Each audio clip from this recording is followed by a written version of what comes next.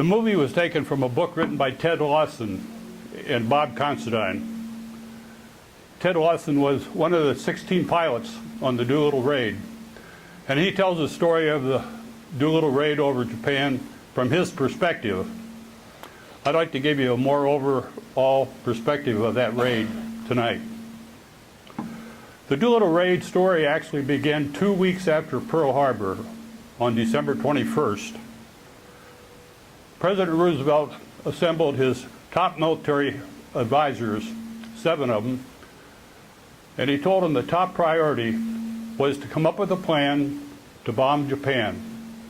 He wanted to get even with Japan for what they had done at Pearl Harbor. And that was going to be top priority. And those 7 men left that meeting that day, and I'm sure they were scratching their heads because how do you do that? They knew they could not do to Japan what Japan had done to us at Pearl Harbor. To try to do so that would mean they'd have to take a fleet of ships in within about 200 or 300 miles of Japan because of the limited range of carrier planes. And they knew Japan would be expecting such an attack, and they could send out land-based bombers to attack the fleet, and ships are no match for land-based bombers. So they knew that was not a good plan. They couldn't afford to lose any more ships after the ones that had been lost at Pearl Harbor. They did not have any bases in the Pacific close enough to Japan. China fields were too far away from Japan to be able to reach Japan and get back to their bases. The only possibility was flying out of Russia and landing back in Russia. They contacted Russian officials to see if they would approve our bombers landing on their soil and taking off from their soil. Russia would not allow us to do that. They had their hands full fighting the Germans on the Western Front. They were at peace with Japan, and they didn't want to chance getting into war with Japan on their Eastern Front. So that option was out. Around the middle of January, Captain Lowe was at Norfolk, Virginia. He reported to Admiral King, and he saw the aircraft carrier pilots being trained there to take off from a carrier. They had painted an outline of a carrier deck on the field, and the planes were taking off within the confines of that painted carrier deck. And the thought occurred to him, I wonder if a land-based bomber, which has a lot longer range than a carrier plane has, could take off from an aircraft carrier. It had never been done before. And he ran this idea past Admiral King. And Admiral King thought about it, and he said, you might have something there. Don't say anything to anybody. And they got a hold of General Hap Arnold, who's the chief of the Army Air Force. And he told them what they were thinking about doing. They sent 2 B-25 planes to Norfolk, Virginia, and those 2 planes were able to take off within the confines of that painted deck.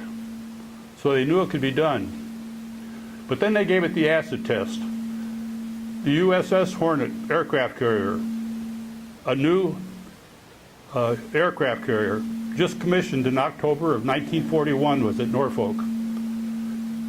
And they ordered 2 of those B-25 bombers to be loaded onto the USS Hornet.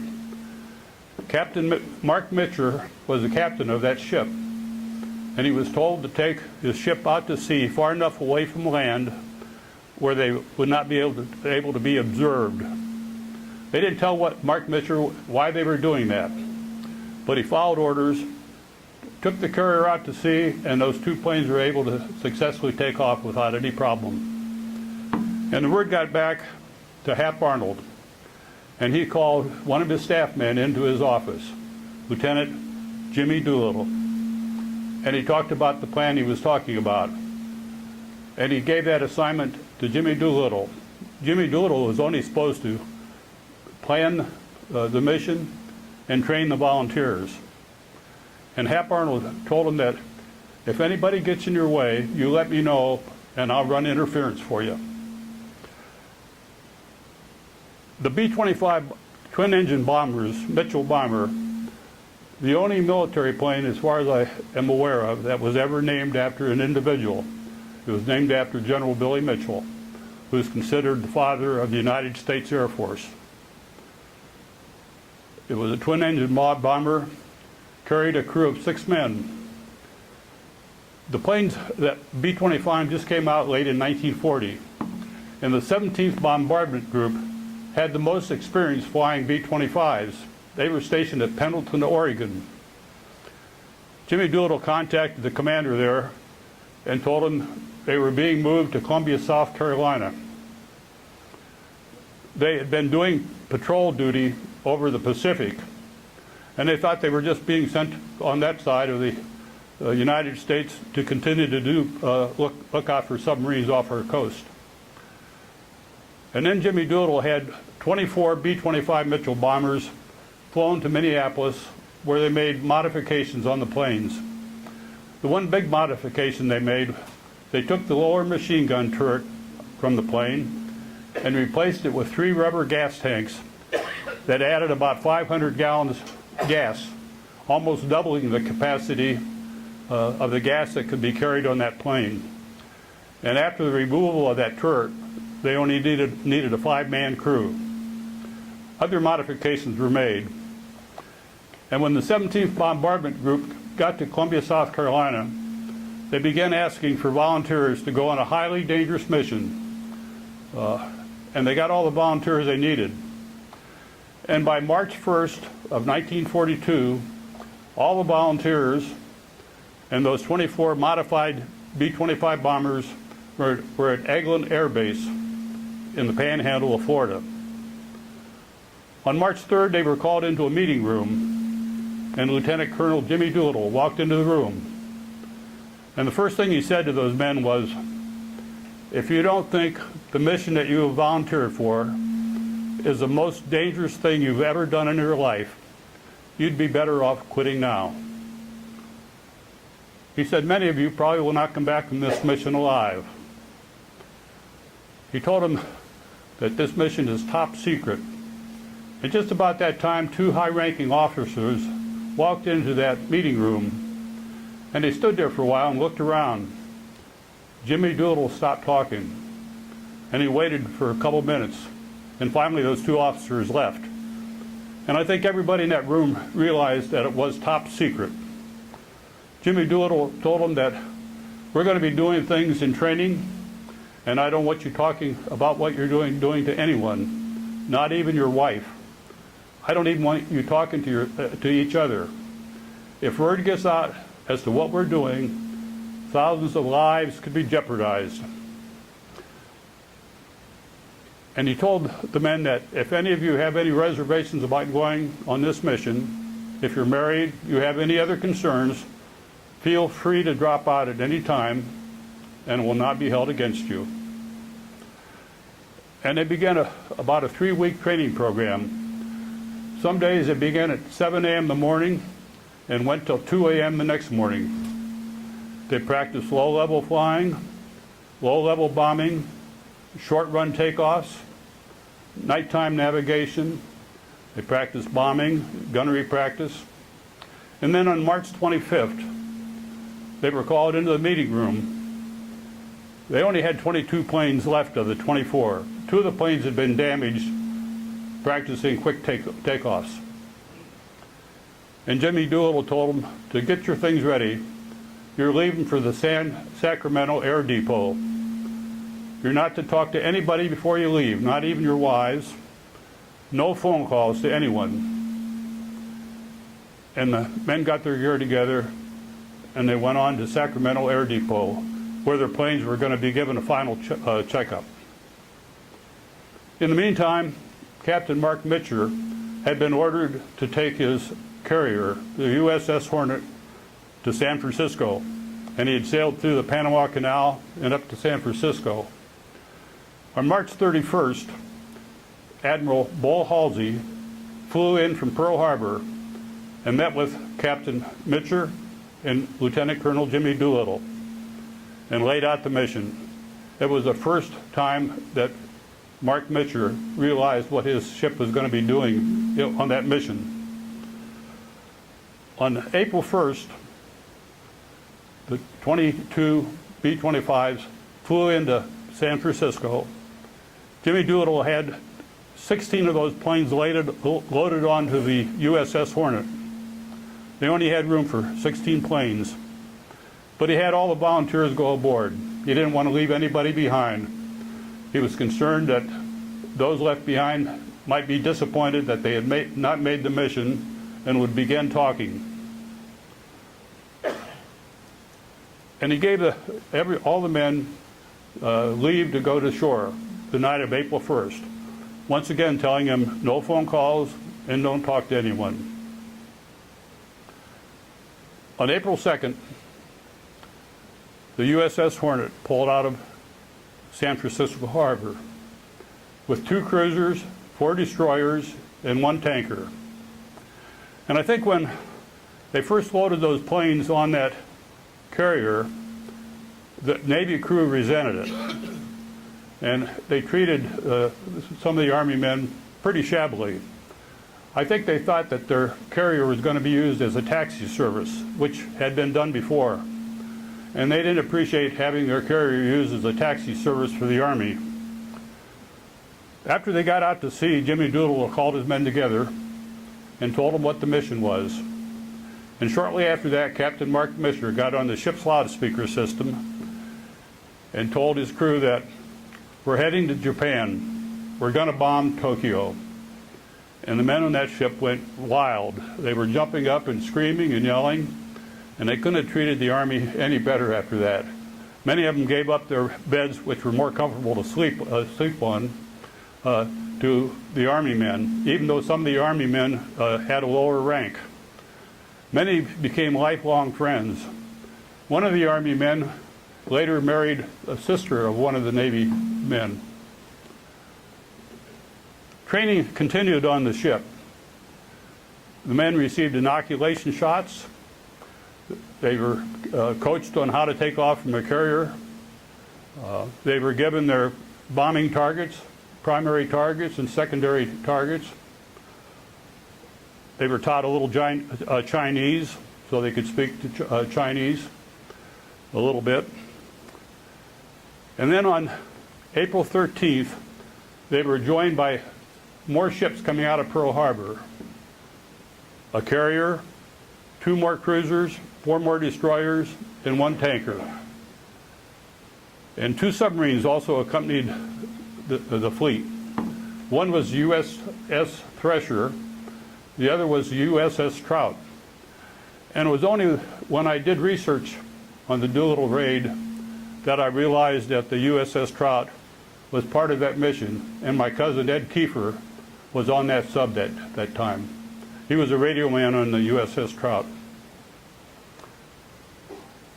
And also, incidentally, the carrier that Admiral Bull Halsey, who was in charge of the mission, was on was the USS Enterprise. And just by coincidence, I worked part-time for the Enterprise Rent-A-Car Company, and the founder of that rent-a-car company had been a carrier pilot on the Enterprise carrier, although he never joined that carrier until later on in the war.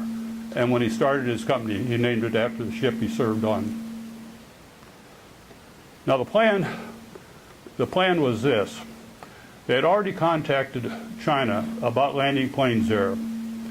They had General Stilwell talk to Chiang Kai-shek to see if he would approve our bombers landing on airfields there and then taking off from those airfields. Chiang Kai-shek was reluctant to give approval because he was concerned about reprisals by the Japanese against his people for helping the Americans. But he finally gave his consent. And they picked out 5 fields where the raiders could land. And General Stilwell was told to be able to get sufficient gas at each one of those fields so the planes, after landing there, could be refueled, and then they would immediately take off and fly another 800 miles inland to Chongqing, China, where their planes would be turned over to the U.S. forces. That was the plan. They planned to get within about 400 miles of Japan before the planes took off. The plan was the attack was supposed to begin on the 19th of April. Jimmy Doodle was going to take off from the carrier about 3 to 4 hours before dark on the 19th, and he would fly to Tokyo, drop 4 500-pound incendiary bombs, and then the other 15 planes would take off before dark, and they would be guided by the fire set by Jimmy Doodle's bombs so they could drop their bombs. They would fly to those fields in China, get there in the morning, early morning of the 20th, land, be refueled, and then fly on to Chongqing. That was the plan. But on April 18th, early in the morning, a Japanese patrol ship was spotted. They were on radio silence, and Admiral Halsey had a message flashed to the Nashville cruiser telling him to sink that ship. And it took a while before the Nashville was able to sink that Japanese patrol ship. And they had picked up a radio message that ship had time to send. So Admiral Halsey knew the Japanese knew they were out there. Actually, the Japanese knew it all the time, and they expected the attack to come on the 19th because they thought they were going to be attacked by carrier planes, and they'd have to get closer to Japan to do that. Admiral Halsey had a decision to make. They were still about 680 miles from Japan, much further away than they intended to take off. But Admiral Halsey had a message flashed to the USS Hornet, and the message was, "Launch planes. To Colonel Doolittle and his gallant crew, good luck and God bless you." And immediately Captain Mitchell got on the ship's loudspeaker system and said, "Now hear this, now hear this. All Army pilots, man your planes." And all the volunteers that were manning those 16 planes scrambled to get their personal gear together. The weather was terrible. They had just refueled their ships the day before under extremely bad weather conditions. The waves were about 30 feet, splashing over the deck of the carrier. Winds were blowing around 30 miles an hour. And Jimmy Doolittle was the first plane off that ship at 8:20 a.m. in the morning of April 18th. And he got off successfully. And when he was airborne, everybody, all the crew on that ship went wild, yelling and cheering. And every time another plane took off successfully, the same thing. All 16 planes got off successfully. Captain Mitchell said they were the worst takeoffs he'd ever seen. But anyway, they all got off safely. Too many of them tried to climb before they had sufficient airspeed, and they came close to stalling. And actually, it's probably easier to take off from a carrier than you might imagine, because they had trained these B-25 pilots to be able to take off at 50 miles an hour. Normally, in their regular training, they would have a speed of 110 miles per hour before they took off. But when they turned the carrier into the wind, they were already going about 25 miles an hour. So they were already moving at 25 miles an hour. They didn't have to increase their speed a whole lot more to be able to lift off. They headed for Japan, and 15 of the planes reached Japan with very little interference by the Japanese. A couple Japanese fighter planes came after them, and they believe they shot down 2 or 3 Japanese fighter planes. And 15 of the planes were able to drop their bombs. Some of them could not find their primary targets or even their secondary targets, and they had to select other targets. But 15 of them all dropped their bombs successfully. Only one plane was hit by anti-aircraft fire and only incurred minor damage. The 16th plane, as it was reaching the mainland of Japan, they were having trouble with their machine gun turret. They'd had a lot of trouble with the machine guns on those planes in the early days of that plane. And 9 Japanese fighter planes came after them, and there was no way that they could defend themselves against those planes. So the pilot elected to jettison his bombs into the sea and outrun those fighter planes. the bombers were faster than the fighter planes. After they dropped all their bombs, 15 of the planes headed toward China. Now, they'd been flying into a 30-mile-per-hour wind, which was causing them to use more fuel than they had figured on. And one of the planes had been burning fuel so fast that the pilot knew that they would never be able to get anywhere close to China, and he elected to fly to Russia and land on Russian soil, which he knew that they were not allowed to do. And then providentially, actually the navigators on those 15 planes had calculated that they were going to run out of gas about 100 miles short of China mainland. But then providentially, the wind shifted 180 degrees. Instead of being a headwind, it became a tailwind. And it provided them the help they needed to reach the mainland of China. 12 of the planes reached the mainland of China. Now, the Chinese were not expecting those planes to come in until the morning of the 20th. When they got to China, it was around 10 o'clock at night. The weather conditions were terrible. It was foggy, it was pouring down raining, visibility was zero. And Jimmy Doolittle said he thinks they were flying over the fields, and apparently the Chinese must have thought they were Japanese planes because they turned all their lights off, and they had no place to land. Now, Admiral Halsey had not communicated with the Chinese that they were coming in early. I don't know if that was an oversight. I think maybe he wanted to maintain radio silence to protect the fleet, and that's probably why they were never notified. But those planes had no place to land. So 11 of those 12 planes, the pilots elected to fly until they ran out of gas, and then the crews were going to bail out. Now, I can't imagine what was going through their minds, bailing out. They could not see what was below them. They didn't know if they were going to be parachuting into a Japanese camp or a body of water, a woods, or maybe the side of a mountain. And most of them had probably never parachuted out of a plane before.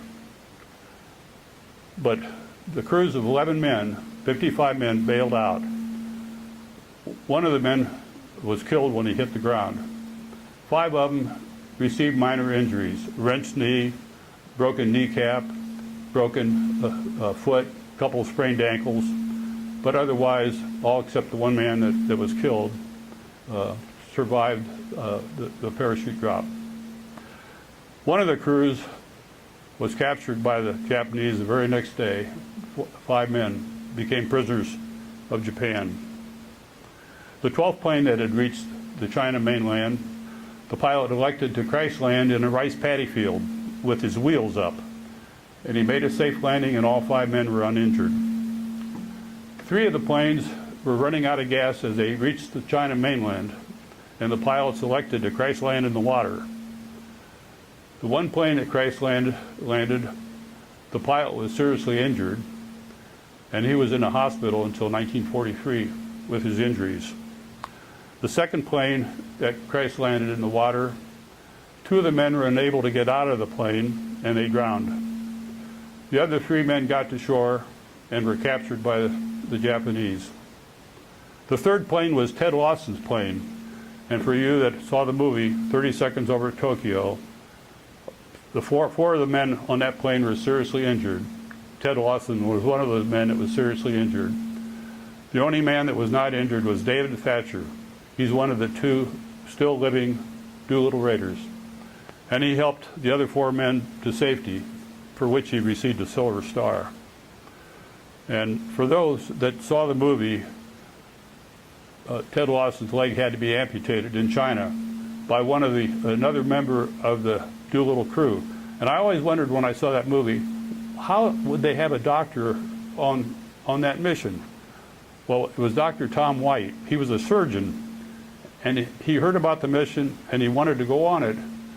And he tried to get on it, and they said, "We're not taking spectators on this mission. Anybody who goes on this mission has to be able to perform a duty." Well, Tom White qualified as a gunner and had the second best gunner marks. And he was there to amputate Ted Lawson's leg and save his life. Jimmy Doolittle's crew landed okay, and the next day they were able to, the 5 men were able to get together, and they walked to the wreckage of their plane. They wanted to get there and retrieve their personal belongings. And when they got there, their plane had been stripped. And Jimmy Doolittle was really down. He thought the mission was a complete failure. He didn't think he had done that much damage. And he said, and he felt that if our plane didn't make it, probably none of the other planes made it. And his gunner and engineer on the plane, Paul Leonard, asked Jimmy Doolittle, "What do you think will happen when you get back to Washington?" And Jimmy Doolittle said, "They're going to court-martial me, and I'm going to end up in Leavenworth." Paul Leonard laughed, and he said, "That's not going to happen to you, sir." And he said, furthermore, he said, "You're going to get another plane to command. And when you do, I'd be proud to serve under you." It's the highest compliment you can give a pilot. It was a day later that Lieutenant Colonel Doolittle heard that he'd been promoted to Brigadier General, just as Paul Leonard had predicted. And what was the outcome of the bombing raid over Japan? Well, they really hadn't done that much damage physically, but psychologically they dealt Japan a severe blow. The Japanese had been told by their leaders that their homeland would never be bombed. In fact, when the bombing started, Tokyo Rose was on the radio telling the Japanese people that their country would never be bombed by America, and they cut her off the air. They lost a lot of faith with the Japanese people.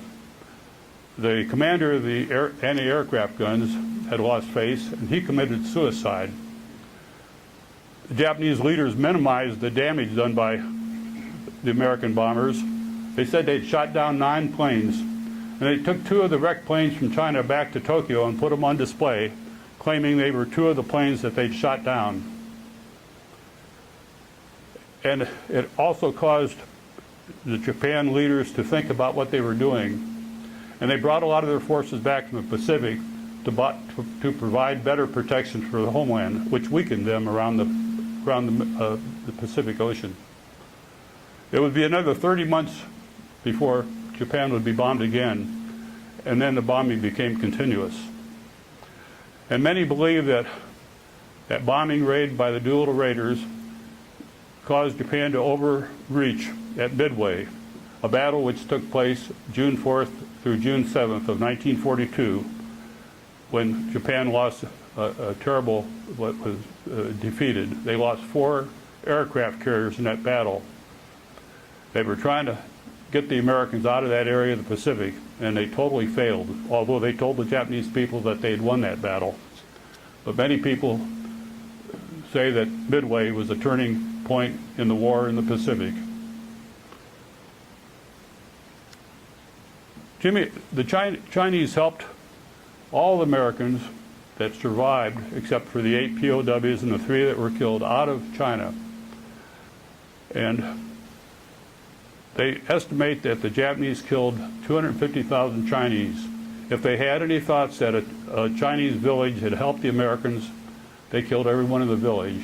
I understand germ warfare was used against some of those people.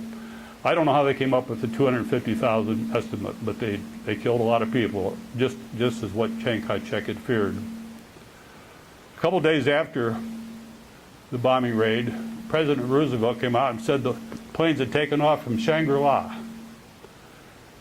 Now, probably a lot of people were scrambling to look at their maps and find out where Shangri-La was at on the map.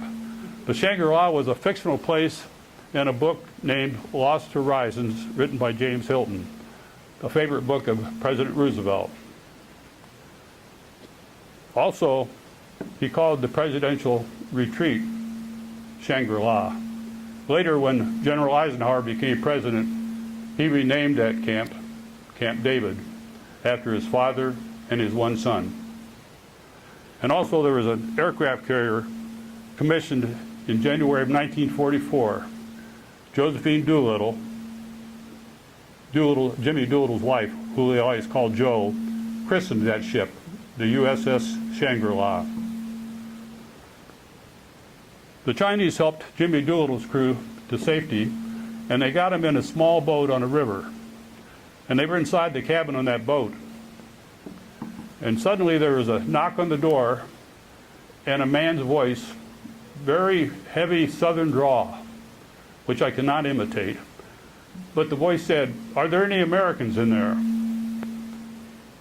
And the Doolittle crew never said anything. They were concerned it was a Japanese trap. And again, the knock on the door and the same question, "Are there any Americans in there?" And one of Doolittle's crew said, "That can't be a Japanese trap. No Jap could talk like that." And they opened the door, and there was a man, a tall man, thin, with a beard.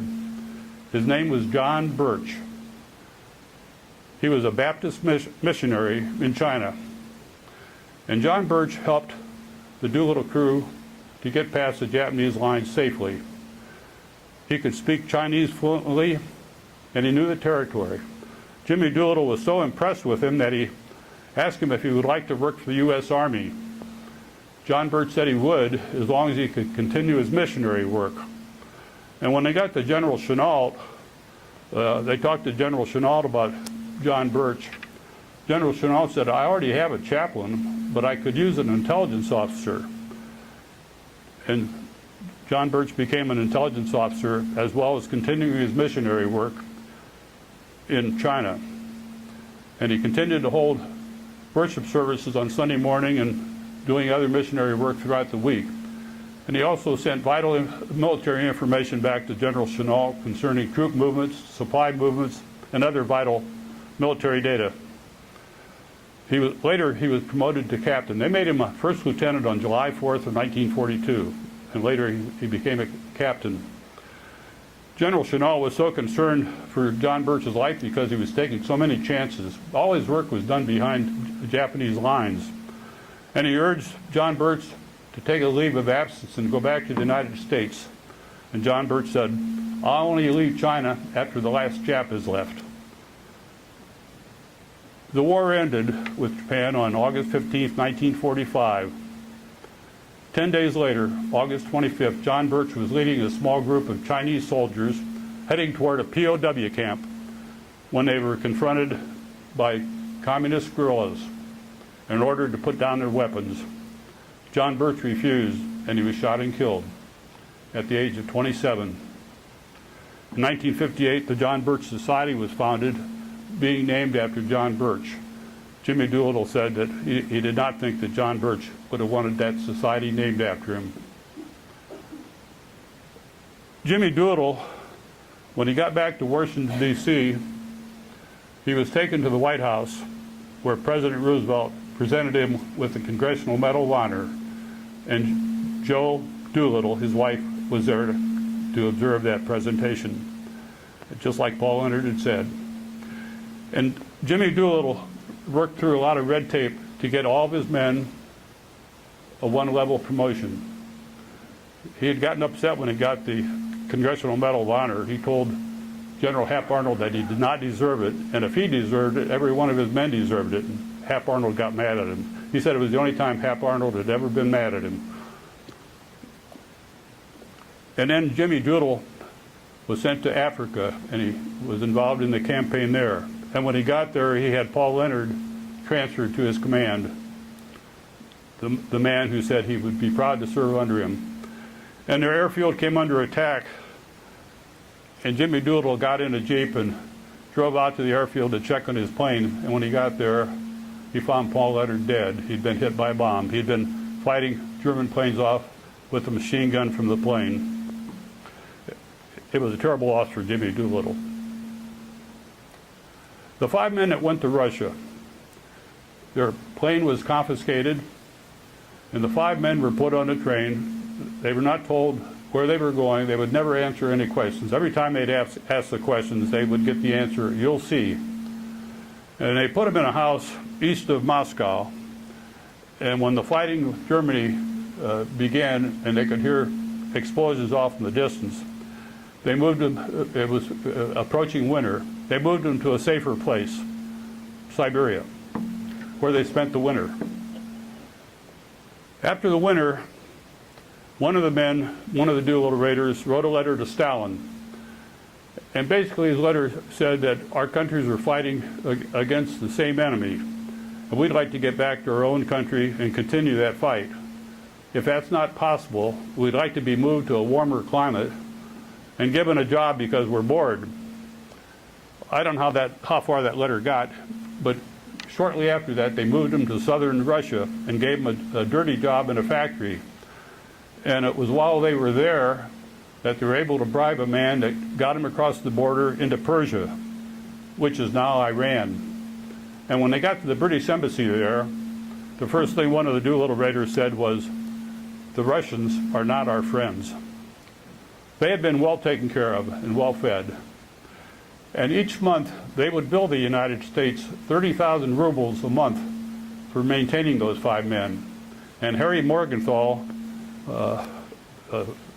Secretary of Finance, would call Jimmy Doolittle and ask him, "What am I supposed to do with this bill?" And Jimmy Doolittle said he hoped it never got paid. I figured 30,000 rubles a month was about $7,500. One of the men, the co-pilot on that crew, Robert Emmons, wrote a book, Guest of the Kremlin, a very interesting book. Now I'd like to get back to those POWs. You can imagine how they were treated when they were captured. They were sleep deprived, they were questioned day and night, they were beaten, all forms of torture, they were threatened with being beheaded. They were not allowed to wash up or shave or change their clothes for about 3 months. And then late in August of that year, they were put on trial. The trial, they didn't even know what they were being charged with, but they were being charged as criminals of war rather than prisoners of war. They were accused of deliberately killing civilians. The trial was held in Japanese. They were not given a Japanese interpreter. They were not given defense counsel, and they were not allowed to speak. The trial lasted 20 minutes, and after 20 minutes, all 8 men were found guilty and sentenced to be executed. The emperor thought the sentence was too severe, and he changed the sentence for 5 of the men from being executed to life imprisonment. They were all put in solitary cells in China, small cells. The cells were probably only 3.5, 4 feet high, so you couldn't stand up in those cells. They were given a thin straw mattress to sleep on. These prison cells were outside, so they were subject to the weather, the cold and the heat. They would get a cup of rice for breakfast, 4 ounces of bread for lunch, 4 ounces of bread for dinner, and about a pint of water a day. And they would be in those cells 23.5 hours a day by themselves. A half hour each day they would take them out, allow them to wash up and do some physical exercise before going back into their cells. They received no mail, no packages, they had no magazines to read, no books, no radio. They were told by the Japanese guards that Japan was winning the war, that New York City had been bombed, that Washington, D.C. had been bombed. And then on October 14th, the 3 men that were scheduled to be executed were taken from their cells, taken into a room, given a pencil and paper, and they were told they were going to be executed the next day. And they said, if you want to, you can write a final letter to your family. And each of the men wrote a letter. The Japanese said they would mail that letter to their family. On October 15th, those 3 men were taken from their cells under heavy guard, put on a truck, driven to a cemetery nearby, blindfolded, and killed by a 6-man firing squad. They were buried in graves about 20 feet apart, and a cross was placed above each one of their graves. After the war was over and the Americans came in and they found those graves, the remains of 2 of the men were brought back and buried at Arlington National Cemetery. The remains of the other man was taken to the military cemetery in Honolulu.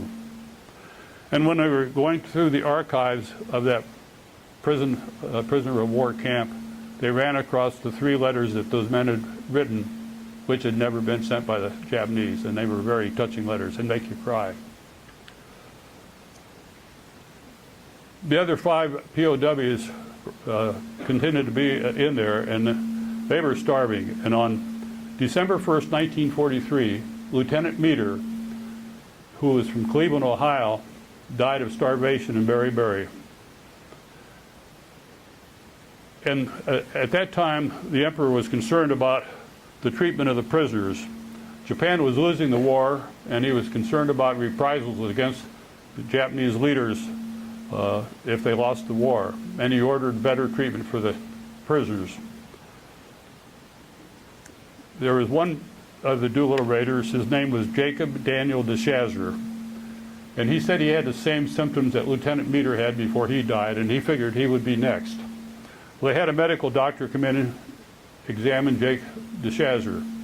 He had about 90 boils all over his body, and they injected him with vitamin shots, and they increased his food intake as they did for the other prisoners. Still a starvation diet, but they started feeding him a little bit better. And then in May of 1944, they began giving him magazines and books to read. One of the books they gave him was the Bible, and they were told they could only have that Bible for 3 weeks, and then it would be passed on to the next POW. When Jake got that Bible, he said he read that Bible every waking hour, and he became a Christian in prison. Now, all those men felt that they would never get out alive. They figured the Japanese would kill them before the Americans could get to them, so they didn't expect to get home again. Well, the United States military had the same thoughts, and as the war was winding down, they sent spies into each POW camp that they were aware of. One of the spies got into the camp where the Doolittle Raiders were at. Their purpose was to try to find out how many prisoners of war were in each camp and who they were. And they found out that the Doolittle Raiders were in this one camp. And that information was radioed back to their headquarters. The U.S. had put together teams that were planning to go into each POW camp to try to rescue those prisoners of war so they would not be killed. And the teams mostly were comprised of a leader, a medical doctor, 2 translators, and a radio man.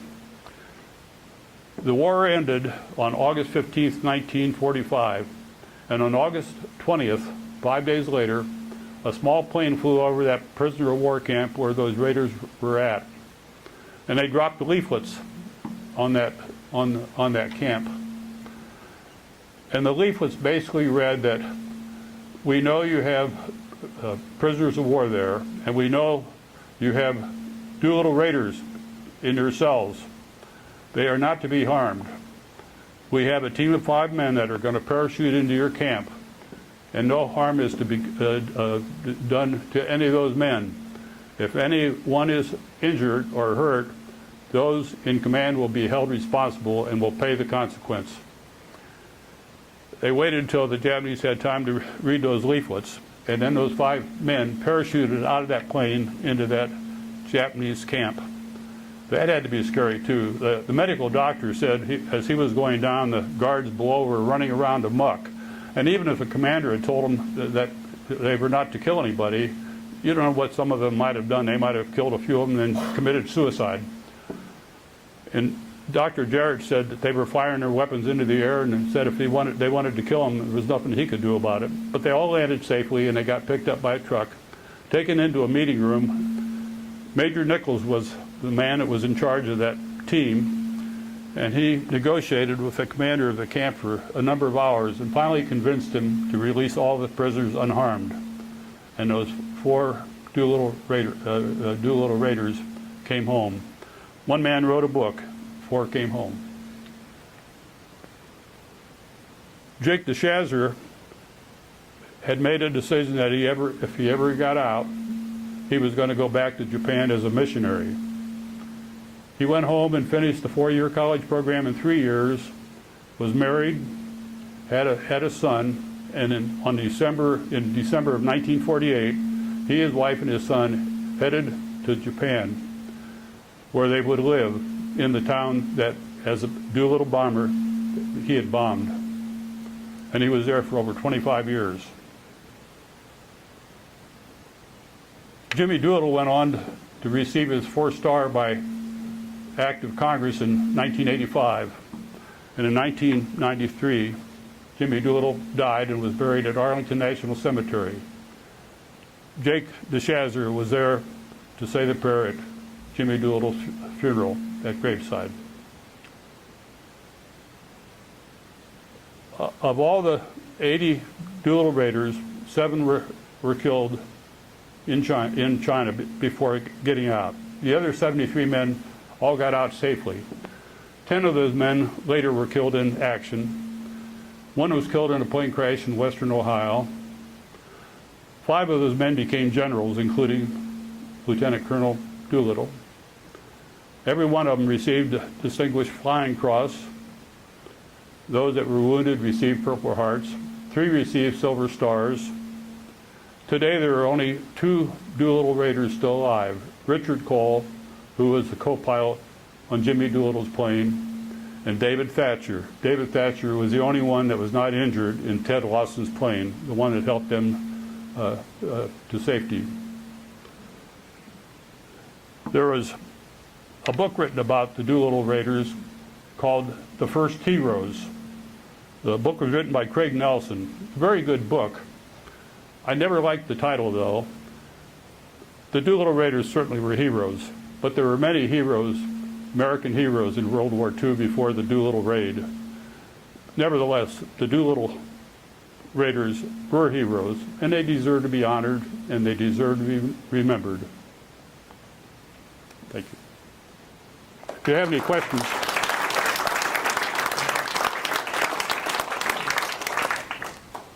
Any questions? Yes.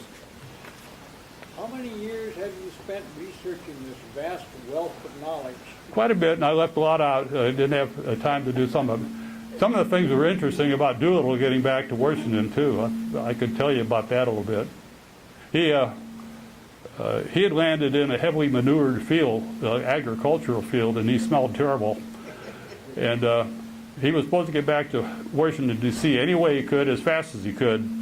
And he got on a DC-3 plane which carried about 20 people, and he was first on the plane, and he was sitting there, and a lot of Chinese people started coming onto the plane. A lot of them were smaller kids, and they were fleeing from the Japanese. And he started counting them, and only 20 passengers supposed to be on that plane, and he said 10, 20, 30, 40, 50, he counted up to 60. And then the pilot came on board, and Jimmy Doolittle asked the pilot, he said, "I hope you know what you're doing." And the pilot said, "Well, we don't do this back in the States, buddy," but he said, "We're at war over here." And Doolittle said he didn't know if they were going to get the plane off the ground with all that weight. And after he got to Calcutta, he was walking away from the plane, and they had opened the storage compartment at the bottom of the plane, and 8 more Chinese got out. And he was shaking his head, but he couldn't find a uniform in Calcutta, and he bought a pair of shorts and knee-high socks, and a bush jacket and a pith helmet. And that's how he appeared when General Hap Arnold picked him up at the airport. And Hap Arnold laughed and said, "We better get you someplace to get you looking like a general." So another question back here? When I was a boy, there was a lot of movies about this from the 40s, and I vaguely remember a movie called The Purple Heart. Did you ever come across that? Yeah, and that was a lot of fiction. There's another one, Pearl Harbor with Ben Affleck. It was made in 2001, purely fiction. What do you remember about The Purple Heart movie? Well, they showed the trial of the men, and a lot of that was fiction. Yeah, I think it was a stinker, but I just kind of... Yeah, I think... I was trying to think who was in that movie, but there were several movies made about. So often Hollywood makes movies, and they have some vivid imaginations. I did a lot of studying on George Cohan at one time, and I always liked Yankee Doodle movie, and you know, he wrote that song for "It Was Mary, Mary." Well, his first wife's name was not Mary. He was married twice, and the picture showed him being a family man all his life, and he chased the chorus girls a lot. A good songwriter, but a lot of fiction was in that movie. So the movie was called The Purple Heart. Yeah, it was a Purple Heart. I was trying to think who players in that. Yeah, Dana Andrews, yes. Did they ever find out what the leak was about the Japs were expecting an attack by carriers? Well, they'd picked up that the fleet was out there somehow, and in fact, they were trying to find them. And as soon as those planes took off, they left the destroyers and the tankers behind, and on the 17th, and just the cruisers and the aircraft carriers went ahead because they were faster. And of course, as soon as those planes took off, they turned and took off as fast as they could to get away from Japan. And the Japanese were looking for them. They knew they were out there, but the Pacific is a big body of water, and they never found them. But they could have lost ships had they been found. Yes. The other thing that struck me is you gave the timeline, how terrifically short it was from when Pearl Harbor was bombed and some decisions were made until they had, sounds like, moved heaven and earth to get all those bombers together, to get them retrofitted, to get the cracked men moved, and it was just very. Well, there's a lot of they put de-icers on those planes.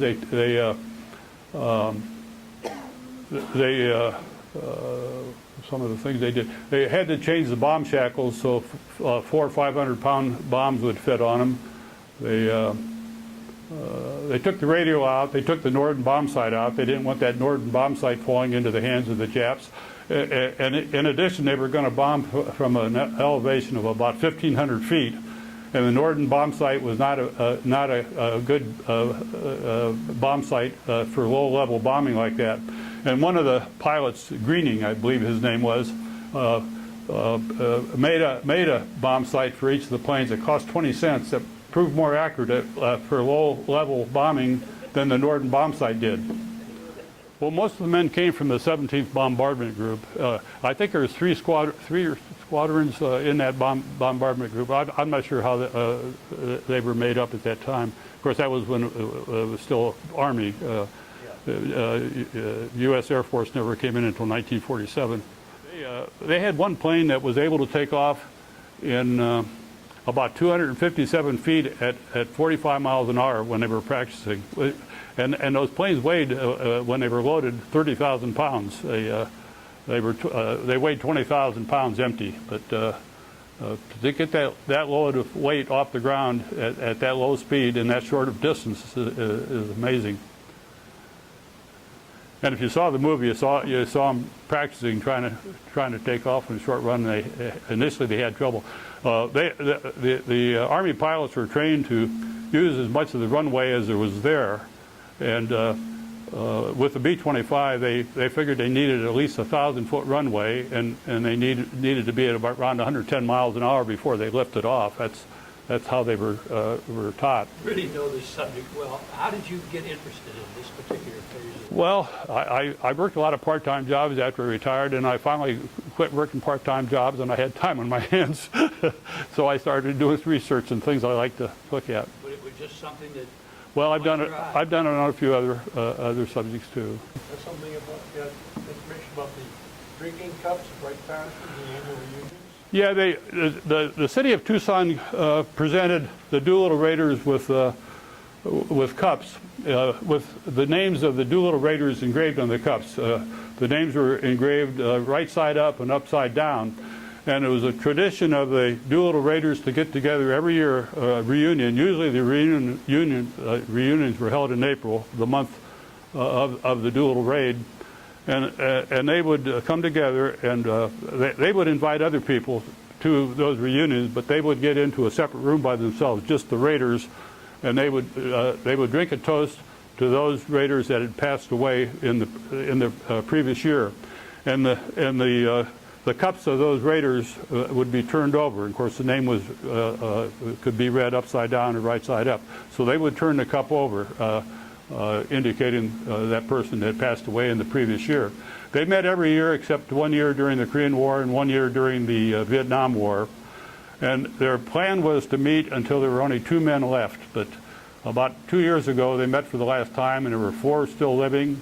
One was too ill to make it there, and they decided that was it. They wouldn't do it anymore. But that was their plan. My cousin Ed Kiefer was invited to one of those reunions, and they presented him with a trophy there for his service on the USS Trout. Where did the bottle of wine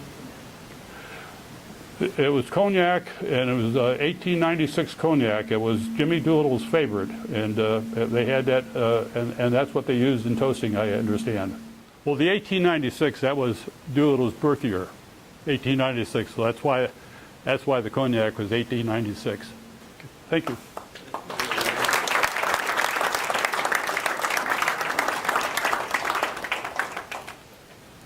A traditional thank you from the library. Okay, thank you.